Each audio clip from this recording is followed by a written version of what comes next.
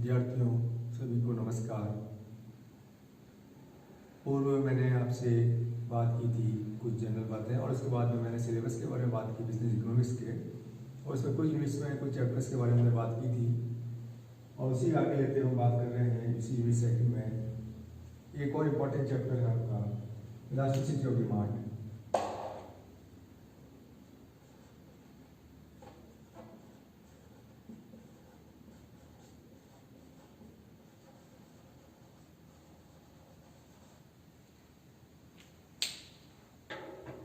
Elasticity of demand या मांग की लोच, ये भी एक बहुत इंपॉर्टेंट टॉपिक है, और इसमें भी जनरली क्वेश्चन आ जाता है।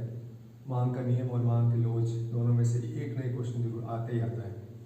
तो मांग की लोच क्या है, इलास्टिक शब्द क्या आशय है, इलास्टिक की मांग की लोच की क्या श्रेणियाँ हैं, इसको मापने की क्या विधियाँ हैं, ये सारी चीज़ें हम सब पढ़ेंगे। तो कुल मिलाकर जो चीज़ें मोटी मोटी रूप से मैं आपको बता रहा हूँ, और उसके बाद में फिर हम बात करते हैं यूनिट थर्ड की। यूनिट थर्ड आपका है मार्केट से संबंधित।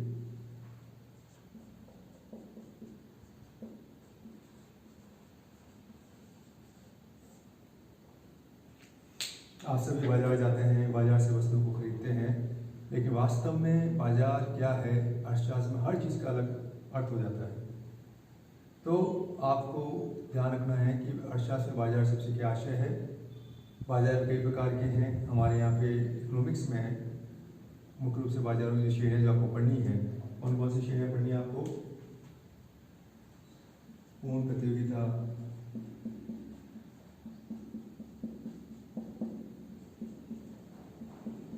एकाधिकृत प्रतियोगिता,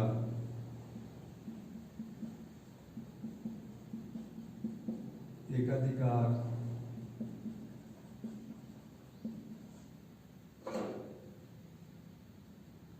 द्वैधिकार, duopoly,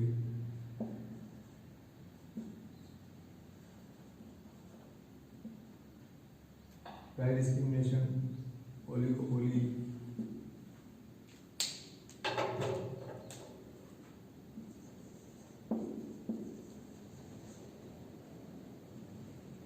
price discrimination,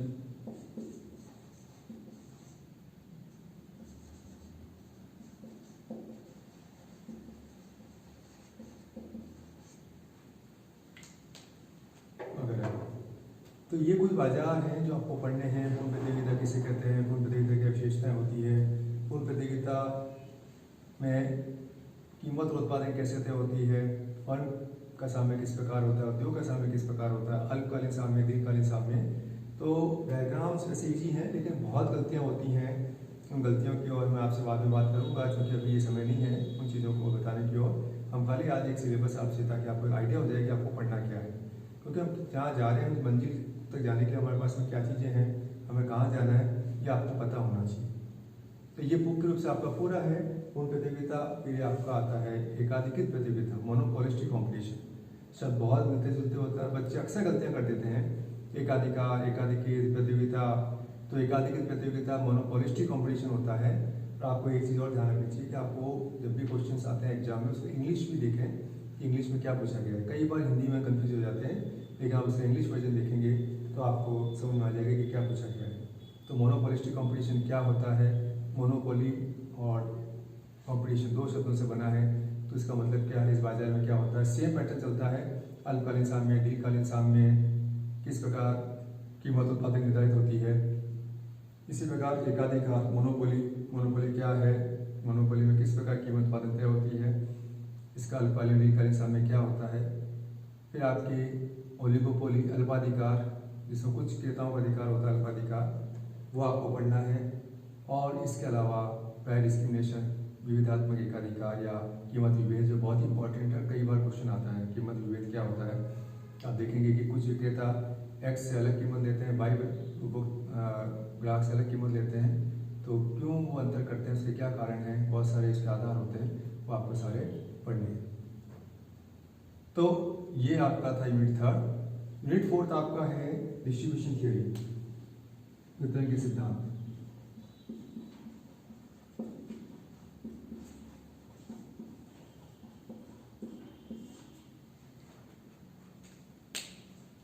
price distribution theories का मतलब क्या है, जैसे आपने देखा है, अभी हम बात करेंगे इसके बारे में कि डिस्ट्रीब्यूशन किस चीज़ का, तो वो डिस्ट्रीब्यूशन जो होना है राष्ट्रीय आय का वो किस प्रकार होना है, किन में होना है, किस प्रकार होना है।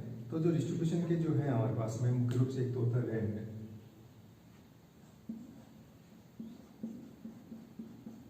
वेजेज,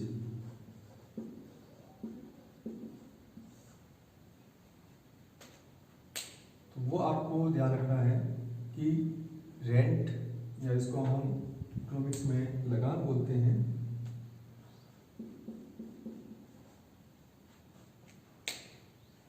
लगान क्या होता है, लगान किस प्रकार निर्धारित होता है।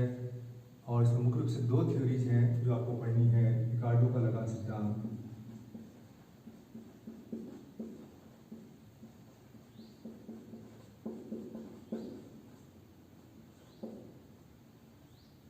और मॉडल थ्योरी ऑफ रेंट। ये बहुत इंपॉर्टेंट है, इसमें रिकार्डो का लगान सिद्धांत बहुत बार आता है, किस प्रकार निर्धारित होता है और दोनों में क्या अंतर है, ये सारे आपको इसमें पढ़ना है। और उसके बाद में आपका वेजेज, जो हमारे मजदूर हैं, मजदूरी किस प्रकार तय होती है, क्योंकि जो श्रमदान कर रहे हैं हमारा, उनको भी आपको बदले में देना तो पड़ेगा ही, तो वो किस प्रकार तय होती है उसके बारे में आपको इसमें देखना है।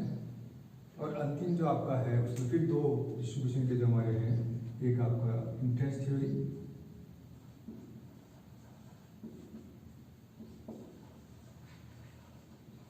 और एक आपका है प्रॉफिट थ्योरी।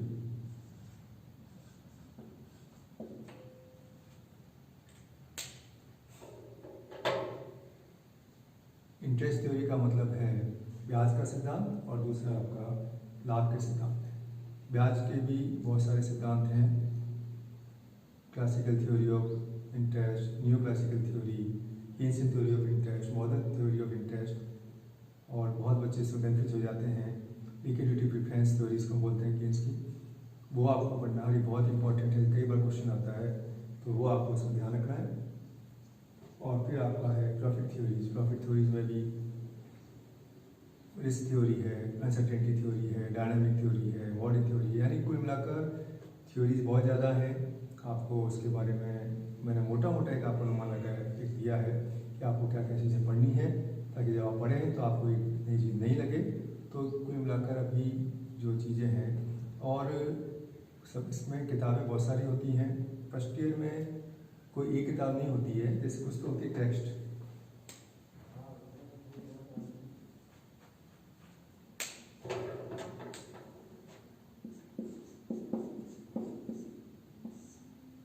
और कुछ होती है रेफरेंस।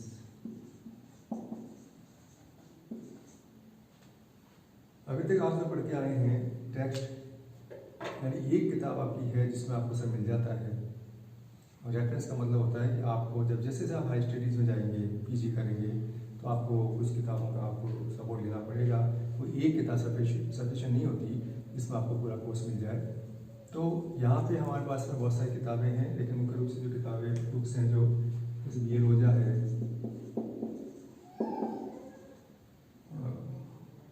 गोदा शाश्वत है,